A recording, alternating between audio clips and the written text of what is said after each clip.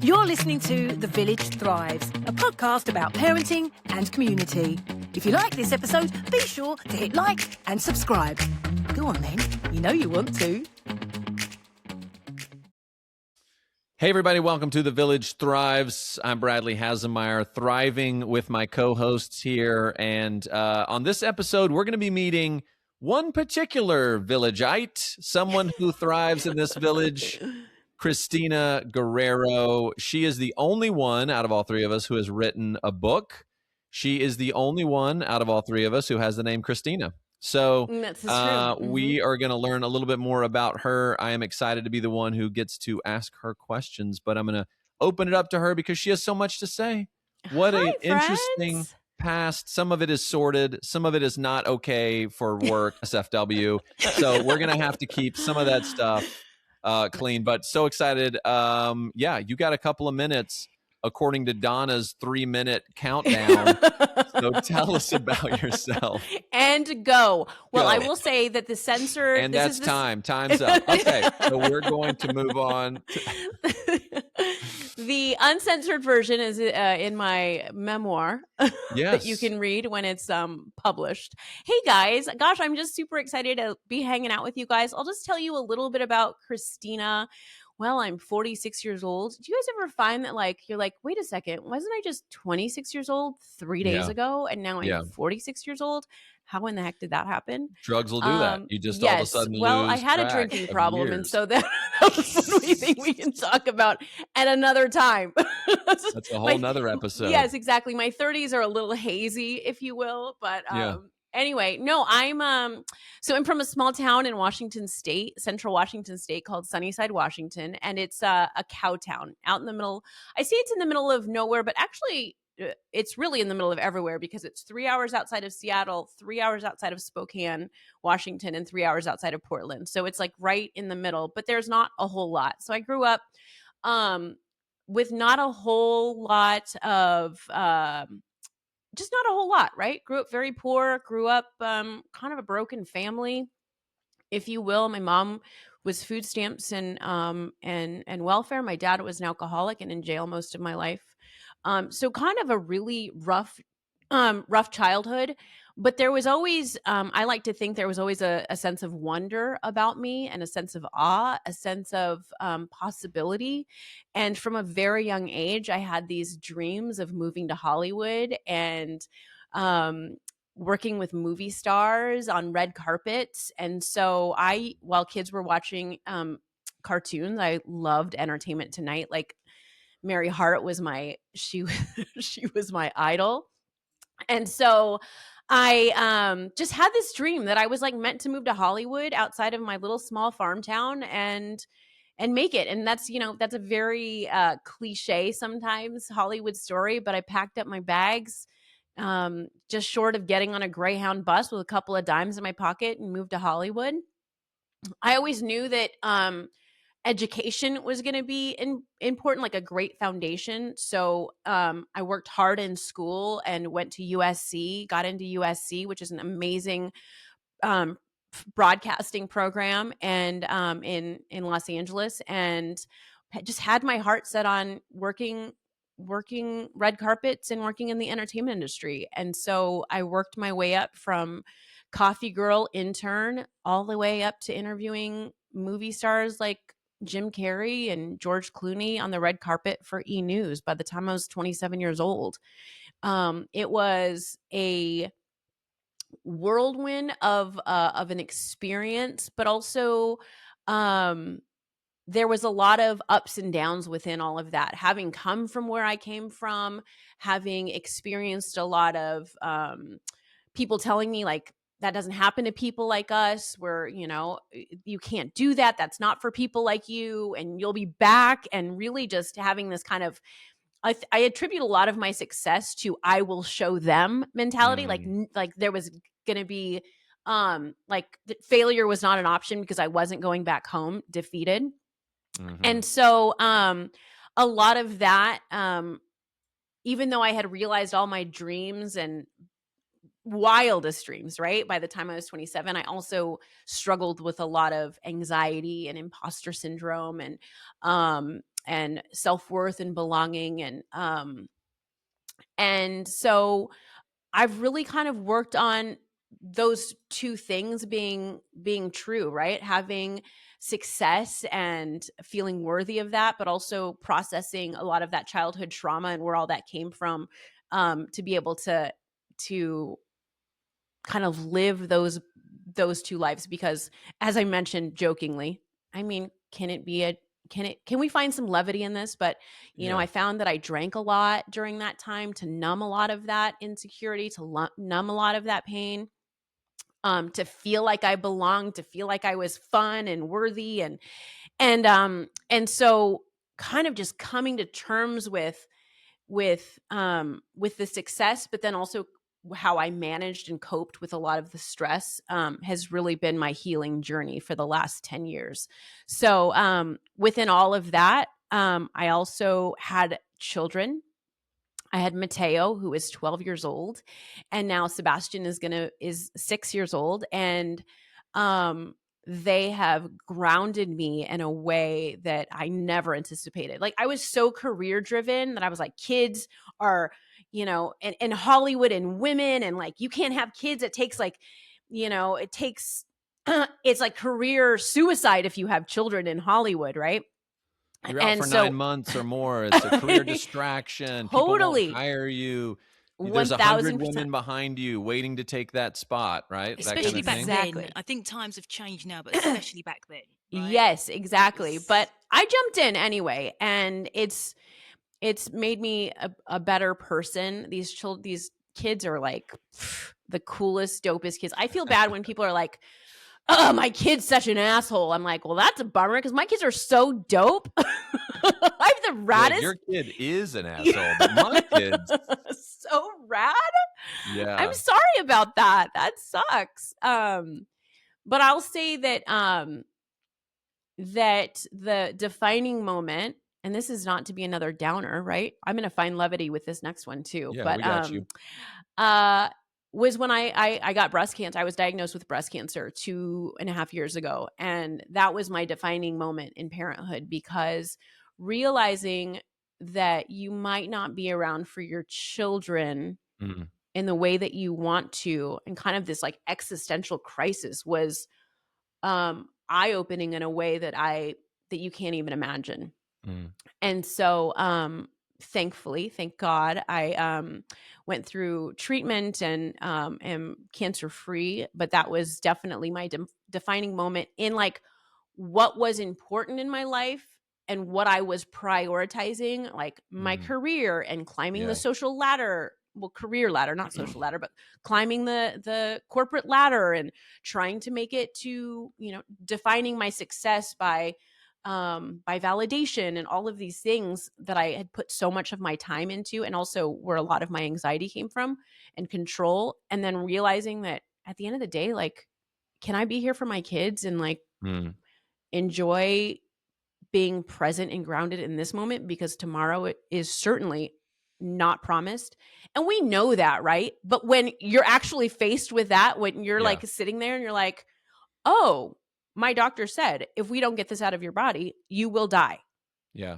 Oh, that's a real conversation we're going to have. This is not like a hypothetical. Be present, because you never are promised tomorrow.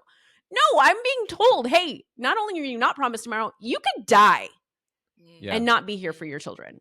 And so that was definitely the defining moment. And so since then, I've taken all of my life experiences, the good and the not so good, and the difficult and the challenging, and I wrote a memoir just to process my feelings. And then that turned into a podcast where I took each chapter as a different episode that runs the gamut from mommy wine culture to my own drinking problem and sobriety, to realizing my most amazing dreams, to finding God and finding faith, and to am I Latina enough? By the way, I'm brown, Latina, proud Mexican American, third generation. Am I brown enough? Do I represent my people good enough? So each of these chapters is really delves into like resilience and identity and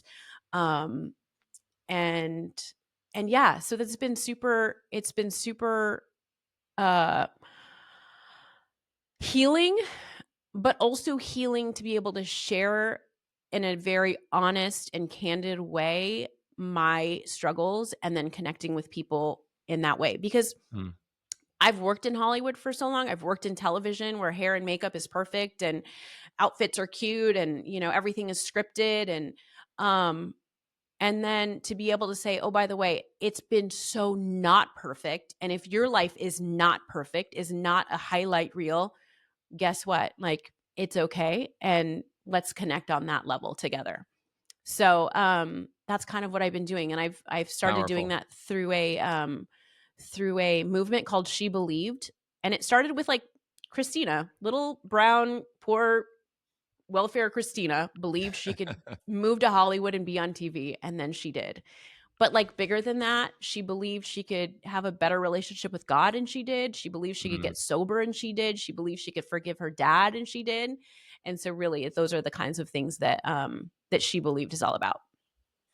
And I think for me, when I first met you, you bring, as everyone who's even listened to this podcast knows, you just bring this lightness and this fun to set. And I think it's really interesting how when you look at where you've come from, and this was before cancer. This was Mm-hmm. when, let's see, so Mateo would have only been, like, when I was there, that was like 3. 20. Yeah. Yeah, he was tiny. Yeah. So you were really just getting into a lot of the depth that motherhood brings to grounding you, like you were talking about. But even then, you were such just a light, fun person to be on set with. It was always easy just to kind of banter.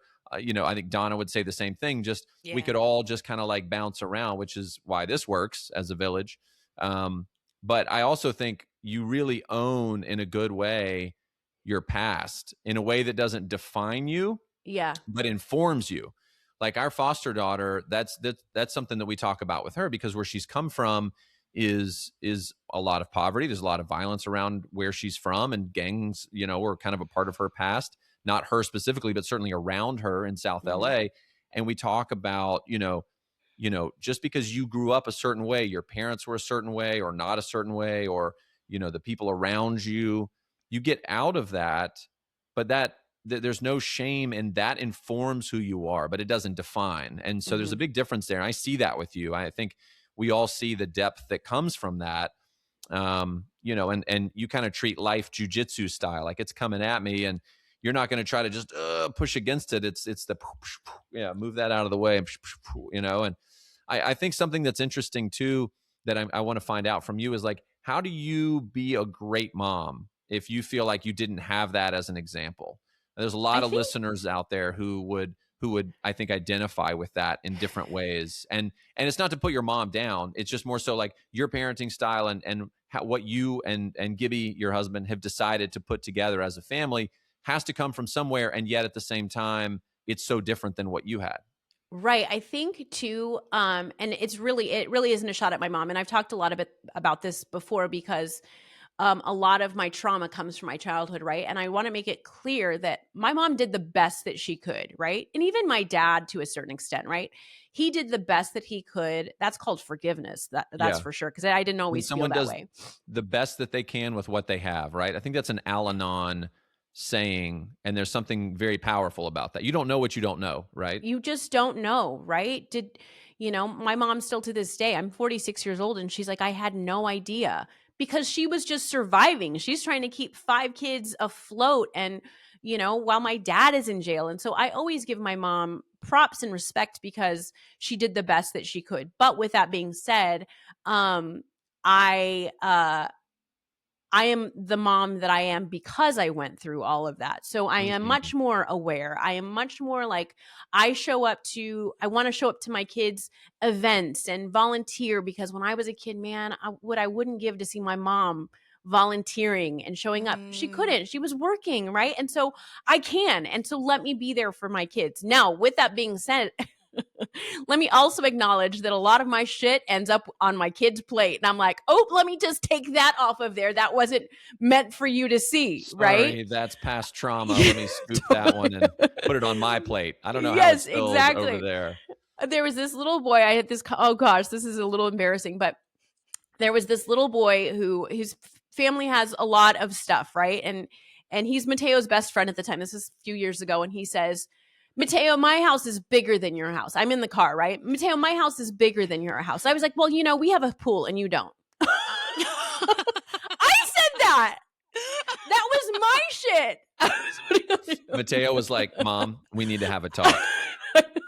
Now, why did you feel like you needed to defend us, Mom? Can you talk about that? You're like, yes, I do. Yes, I do want to talk about it. Totally. We had this situation where recently where I was talking to Mateo and Sebastian about some really hard conversations, right? They didn't know about my breast cancer. I had to finally talk to them years later, right? And so I could see that it was very uncomfortable for them and they were very sad. And my instinct was, do you guys want a cookie? Hey, I'm going to take you guys to Disney World. It was let's not be uncomfortable because this is my coping mechanism, which was alcohol, right? What was your Disneyland, Kristina? Well, it was alcohol. Yeah. I don't want to feel uncomfortable. I don't want to feel sad. Everything's okay. And I just had to give them a moment to sit in it, be sad. Yeah. But it took that awareness. Yeah. So yes, I try to be a better mom, but also very aware that my shit ends up on their plate all the time. And I have to be very careful to move it away. And recognize that they're not to project my stuff on them. So I think that's parenting 2.0 is going beyond just the obvious stuff. So kudos to you for that. Yeah. All right. We've got some rapid fire questions. Here we go. Okay. Are you a morning person or a night owl? Morning person. Go-to comfort food? Homemade tacos, deep fried tortillas, homemade the way my mom made them. That's always puts me in a good mood. We're coming over for dinner. Parenting superpower you wish you had? I wish I had all the answers. Ooh. Yeah. A book or show you always recommend? Always recommend, especially for young dreamers, I always recommend The Alchemist. Oh. And then I always ask people, have you seen Breaking Bad? That is the greatest show ever. That's not family. That's not a kid's show, guys. That's why you moved to Phoenix. You're like, get me out to the desert. I've got a business model that I'd like to imitate. Okay, one word your kids would use to describe you.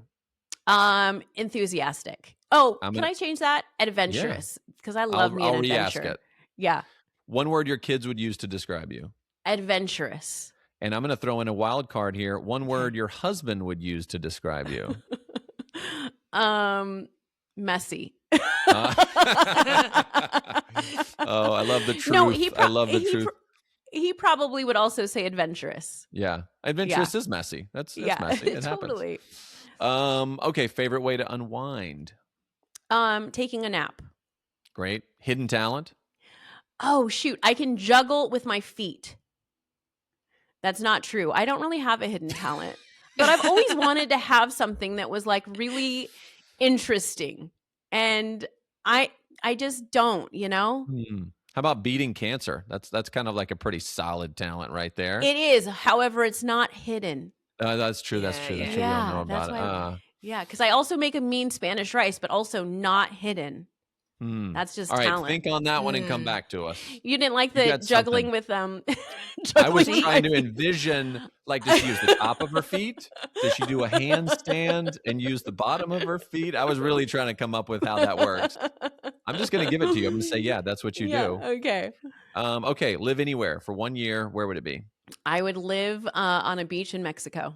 Great. Mm-hmm. And something you believed as a kid you no longer believe. Oh gosh. I believed that if I had all of the money and fame in the world, I would be happy. Boom. That's big. Yeah. And then lastly, of course, one thing that always makes you laugh. Oh boy. I make myself laugh all the time. I'm so funny. Am I laughing with me or at me? I don't know. But I've got some good ones, all right? I will say, I crack myself up.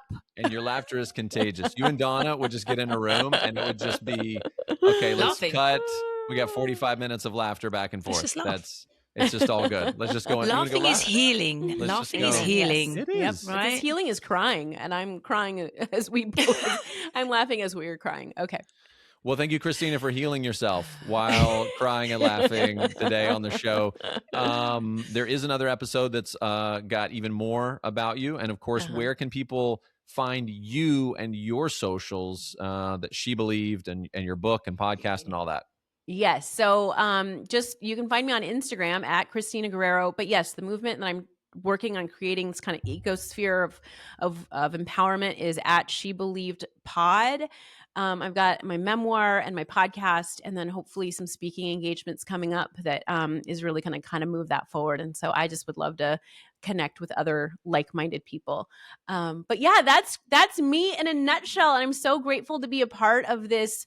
The Village Thrives. You guys are really my village. I'm so grateful for you guys. So I think that's a wrap. Thank you so much for listening. Don't forget to like, subscribe, and follow us at The Village Thrives. And remember, parenting isn't meant to be done alone. When the village comes together and supports one another, we thrive. We'll see you next time. The way you taught me how to love me when I didn't love myself. Way you grant my every wish like a well. The way you took the heat in Texas and cooked it into breakfast, paving the way for me to excel.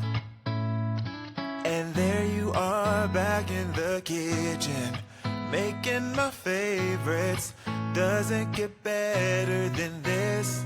Oh, everything is precious when I'm in your presence. You make my world go round and round. Oh, every single second with you's another present. You lift me up when I'm feeling down. Life is so precious when you're around. Everything's precious when you're around.